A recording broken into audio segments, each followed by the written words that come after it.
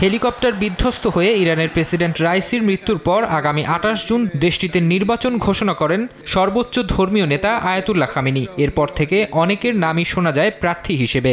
এবার আসন্ন প্রেসিডেন্ট নির্বাচনের জন্য ৬ জন প্রার্থীকে চূড়ান্ত অনুমোদন দিয়েছে ইরান। রোববার ইরান ইন্টারন্যাশনালের এক প্রতিবেদনে বলা হয়েছে, গার্ডিয়ান কাউন্সিলের অনুমতি পাওয়া ৬ প্রার্থীর সবাই পুরুষ এবং বেশিরভাগই বয়োজ্যেষ্ঠ সরকারি কর্মকর্তা।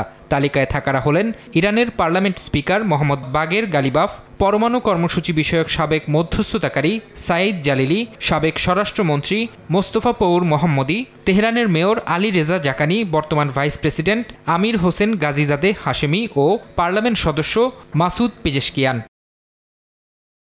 তবে তালিকায় জায়গা হয়নি ইরানের সাবেক প্রেসিডেন্ট মাহমুদ আহমাদিনেজাদের। নির্বাচনের জন্য নিবন্ধন করলেও চূড়ান্ত প্রার্থী বাছাইয়ে বাদ পড়েছেন তিনি।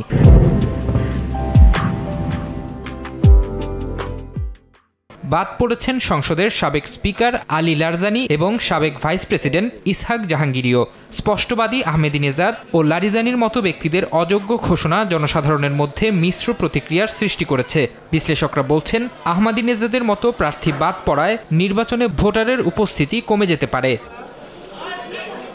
প্রেসিডেন্ট নির্বাচনের জন্য প্রার্থীদের অনুমতি দেয়া ইরানের গার্ডিয়ান কাউন্সিল মূলত দেশটির সর্বোচ্চ ধর্মীয় নেতা খামেনির প্রতি অনুগত আলেমদের একটি সংগঠন। ফারহাদ চৌধুরী, সময় সংবাদ।